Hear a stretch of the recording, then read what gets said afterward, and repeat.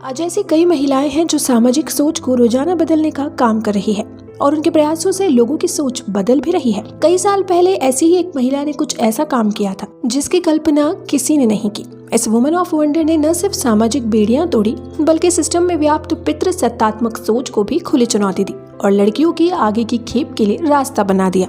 संघ लोक सेवा आयोग यानी यूपीएससी की सिविल सर्विस एग्जाम में हर साल लाखों स्टूडेंट शामिल होते हैं, लेकिन कुछ को ही सफलता मिल पाती है। आज के समय में बड़ी संख्या में लड़कियां, महिलाएं आईएएस अफसर के तौर पर कार्यरत हैं। लेकिन क्या आप जानते हैं कि भारत की पहली महिला आईएएस अधिकारी कौन थी? तो चलिए आज के इस वीडियो में हम बात करते हैं भारत की पहली महिला आईएएस अधिकारी के बारे में।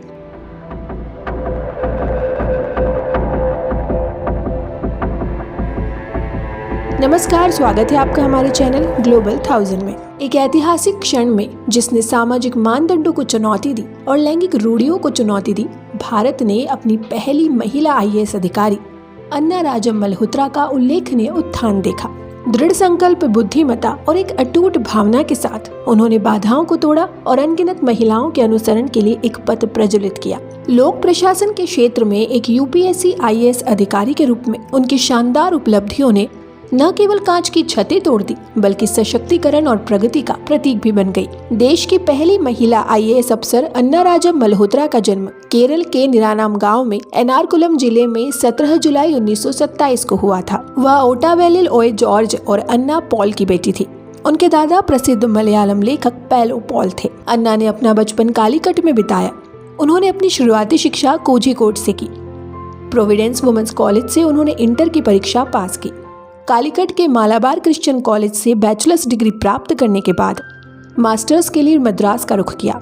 कॉलेज पूरा होने के बाद अन्ना राजम ने प्रशासनिक सेवा में जाने का फैसला लिया और सिविल सेवा की तैयारी शुरू कर दी। 1950 में अन्ना राजम ने सिविल सर्विसेज की परीक्षा देने का निर्णय लिया। यह अन्ना राजम मल्होत्रा की मेहनत और लगन का ही परिणाम था कि पहले ही प्रयास में 1951 में उन्होंने संघ प्रशासनिक सेवा की परीक्षा पास कर ली और देश की पहली महिला आईएएस अफसर बनकर इतिहास में अपना नाम दर्ज करा दिया। अन्ना राजम ने मद्रास कैडर से ट्रेनिंग ली। साल 1951 में वह भारतीय सिविल सेवा में शामिल हुई। तब उनकी उम्र सिर्फ 27 साल थी। अन्ना को इंटरव्यू पैनल ने फॉरेन सर्विस या सेंट्रल सर्विस ज्वाइन करने की हिदायत दी। इस इंटरव्यू पैनल में कई नामची आईसीएस अफसर थे और बोर्ड कमेटी को यूपीएससी के प्रमुख आर.एन. बनर्जी लीड कर रहे थे। अन्ना मल्होत्रा को बोर्ड से निराशा का सामना करना पड़ा। इस बोर्ड में यूपीएससी के अध्यक्ष आर.एन. बनर्जी सहित 4 आईसीएस अधिकारी शामिल थे, जिन्होंने सुझाव दिया कि वह विदेश सेवा या केंद्रीय सेवाओं में शामिल हो। इसे महिलाओं के लिए अधिक उपयुक्त माना जाता है। हालांकि वह दृढ़ता से अपने पक्ष में रही और आईएएस में शामिल होने के अपने अधिकार के लिए तर्क दिया। अन्ना राजम मल्होत्रा को विदेश सेवा को चुनने का ऑप्शन दिया गया था। इसका खुलासा उन्होंने खुद एक इंटरव्यू के दौरान किया था। उन्होंने बताया था कि यूपीएससी इंटरव्यू के दौरान उन्हें विदेश सेवा को चुनने के लिए कहा गया था, लेकिन वह अपने फैसले पर कायम रही और आईएएस अफसर बनने का फैसला किया। अन्ना को आईएएस अफसर बनने के लिए इंटरव्यू बोर्ड, पितृसत्ता की सोच से भरपूर लोगों से भिड़ना पड़ा। उन्होंने अपनी बात खुद रखी, दलीलें दी, लेकिन हार नहीं मानी। ये कहना गलत नहीं होगा कि आईएएस अफसर की कुर्सी के लिए उन्हें वकील तक का कोट पहनना पड़ गया। उनके नियुक्ति पत्र में ये लिखा गया था, अगर आपकी शादी होती है तो आपकी सर्विस समाप्त कर दी जाएगी। गौरतलब है कि अन्ना की नियुक्ति के कुछ साल बाद यूपीएससी के नियमों में बदलाव आए और ऐसा किसी भी महिला अफसर के साथ नहीं हुआ था। एक सिविल सेवक के रूप में उनकी प्रारंभिक पोस्टिंग मद्रास राज्य में थी, जहां मुख्यमंत्री सी राजगोपालाचारी ने एक महिला को जिला उप कलेक्टर का प्रभार सौंपने में संकोच किया और उसके बजाय सचिवालय में एक पद की पेशकश की। अन्ना को पता था कि वो अपने दूसरे पुरुष साथियों से कम नहीं है, लेकिन उन्हें कदम कदम पर लिंग भेदभाव का सामना करना पड़ रहा था। लेकिन वो भी पीछे हटने वालों में से नहीं थी। उन्होंने घुड़सवारी सीखी थी, राइफल, रिवॉल्वर चलाना, मजिस्ट्रेट की जिम्मेदारियों से भी वो परिचित थी। अन्ना को जब मुख्यमंत्री जी का प्रस्ताव मिला तो उन्होंने उसे स्वीकार नहीं किया। उन्होंने कहा कि वो किसी भी तरह के हालात को काबू करने में अपने पुरुष साथियों जितनी ही सक्षम है और सिर्फ एक मौका चाहती हैं। उनके आगे अधिकारियों को हार माननी पड़ी और उन्हें होसूर जिले में बतौर सब कलेक्टर की पोस्ट दी गई। लेकिन स्त्री होने की वजह से भेदभाव का सामना वो करती रही। एक बार अन्ना घोड़े पर बैठकर तालुका के एक गाँव पहुंची। गाँव की कई महिलाएं उन्हें देखने पहुंची।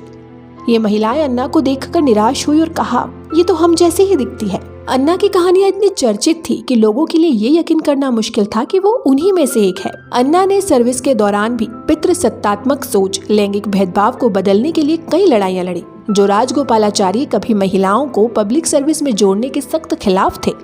उन्होंने आगे चलकर अन्ना की तारीफ की और उन्हें प्रगतिशील महिला का उदाहरण कहा। एक बार देश की पहली महिला IAS के सामने एक समस्या खड़ी हो गई। होसूर के एक गांव में 6 हाथी घुस आए। अन्ना मासूम जीवों से प्यार करती थी और उन्हें मारने के पक्ष में नहीं थी। जब उन्हें कुछ नहीं सूझा तब उन्होंने अपनी सीनियर से बात की। सीनियर से जवाब मिला, अपना दिमाग इस्तेमाल करो मिस अन्ना। अन्ना ने वही किया।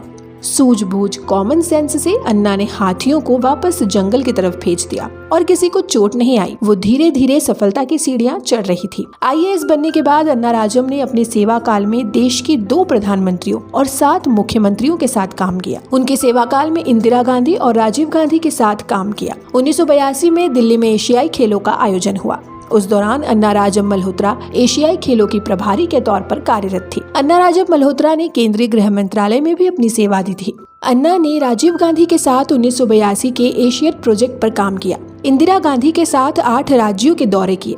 पैर में फ्रैक्चर होने के बावजूद वो उस टूर पर गई और फूड प्रोडक्शन के बारे में जानकारी जुटाई। कई सालों के इंतजार के बाद अन्ना ने RBI गवर्नर RN मल्होत्रा से 1985 में विवाह किया और नियम बदलने की वजह से उन्हें सर्विस से बर्खास्त नहीं किया गया। उनकी निष्ठा और लगन की वजह से 1989 में उन्हें पद्म भूषण से सम्मानित किया गया। 1996 में वो सेवानिवृत्त हुई। रिटायरमेंट के बाद अन्ना राजम मल्होत्रा ने प्रसिद्ध होटल लीला वेंचर लिमिटेड के डायरेक्टर पद पर कार्य किया। अन्ना मल्होत्रा का सितंबर 2018 में 91 वर्ष की आयु में निधन हो गया, जो भारतीय नौकरशाही में साहस, दृढ़ संकल्प और लिंग सशक्तिकरण की विरासत को पीछे छोड़ गई। बहुत कम इंसान ऐसे होते हैं जो खुद सफलता की सीढ़ियां चढ़ने के साथ ही आने वाली जनरेशन को प्रेरित करते हैं। अन्ना राजम मल्होत्रा ऐसी ही एक शख्सियत थी। तो उम्मीद है आपको हमारा आज का वीडियो पसंद आया हो। वीडियो पसंद आए तो इसे लाइक और शेयर करें और चैनल को सब्सक्राइब करना ना भूलें।